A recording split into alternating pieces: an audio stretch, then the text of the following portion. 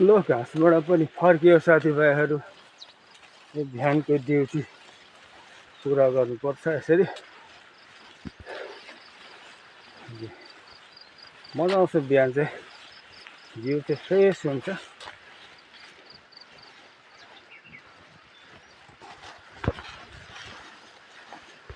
एकदम दामी,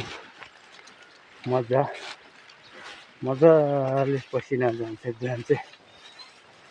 शरीरको पसिना सट्टै घाँस बोकेर जान्छ। त्यहाँदेखि गएर चाहिँ मुखहरू धोएर दाँत ब्रस गरेर चाहिँ सट्टै पानी खाएपछि ताजा फेरि पसिना निक्लिन्छ एकदम। यस घाँस पनि यस्तो छ, खन्युङको घाँस हो यो। नखाए अलिअलि खान्छ, त्यहाँदेखि मोल हुन्छ। र साथीभाइहरू पनि के गर्छ भन्नुहुन्छ, म त बिहानै पछि ड्युटी यस्तै छ।